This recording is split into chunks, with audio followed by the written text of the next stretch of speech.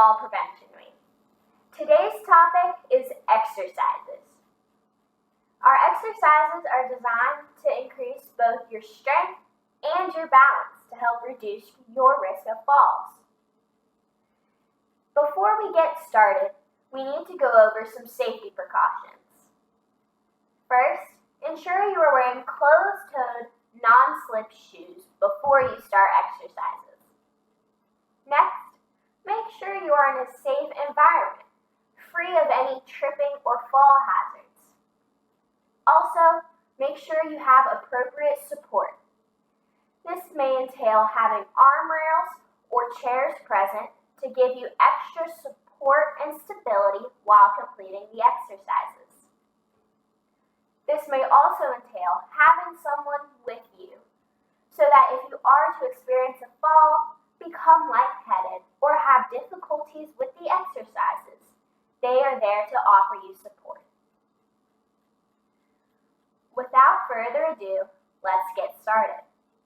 The first exercise we're going to talk about is getting up from a chair to a standing position.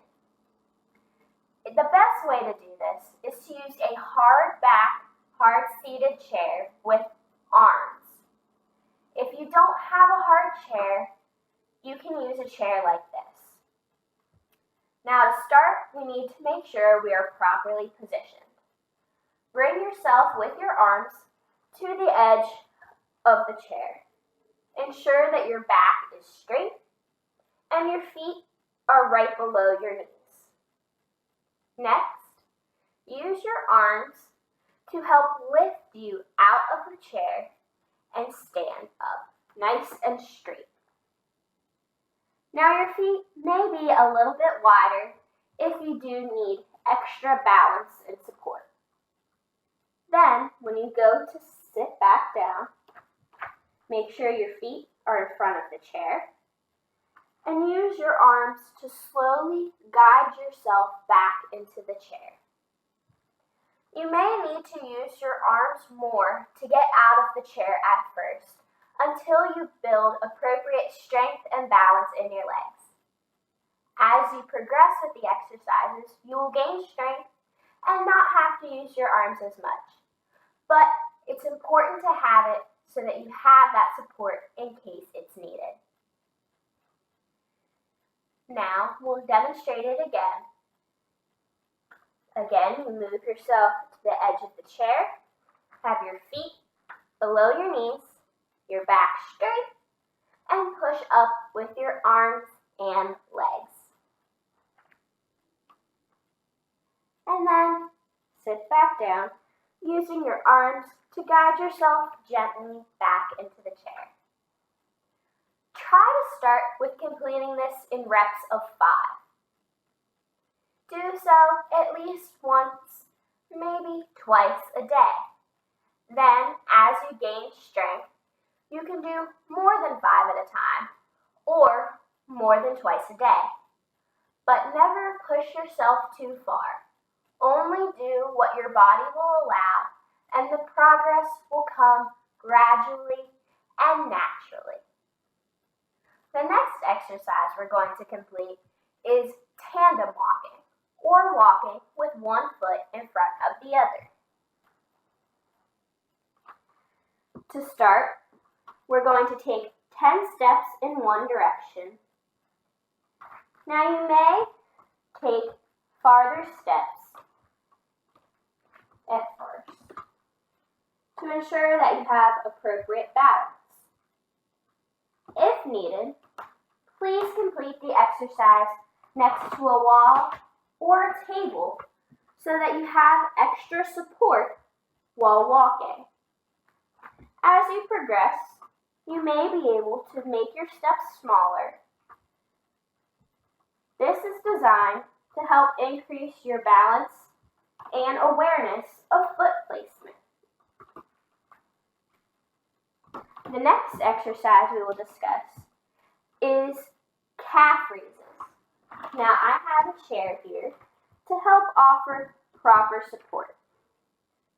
What you will do is place your feet together using the chair and you will go up on your toes. Hold for at least 3 seconds, or as long as you can, and then gently go back to standing on your flat feet. Try again to do this 5 times so that you build the balance, and also this helps to build strength in your lower legs.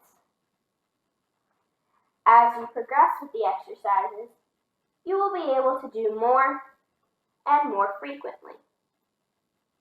So begin with doing 5 at a time, once, maybe twice a day, until you build appropriate strength. The final exercise we'll complete today is simply walking backwards. Again, if needed, please use a table, a wall, or an arm rail to help yourself with balance and stability until you are able to gain it appropriately. Carefully take several steps backwards. Begin with taking 10 steps backwards, turn, and then take 10 steps backwards again.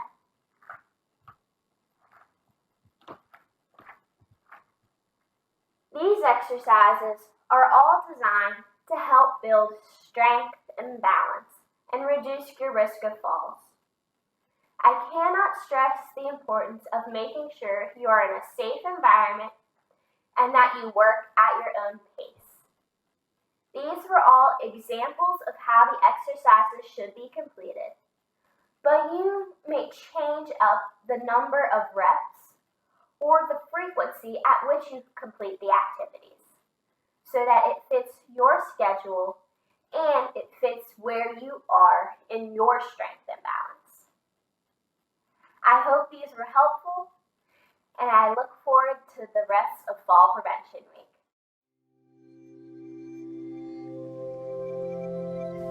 Falls lead to reduced quality of life, reduced mobility, increased risk of being placed in a nursing home, and many other quality of life consequences for the older adults who fall. So it is very important that we do everything in our power to help our older patients reduce their risk of falling. Screening for falls was not something that our clinic did prior to beginning the study project, and it was very important that we figured out a way that dovetailed with a lot of the other efforts that we were already doing in clinic.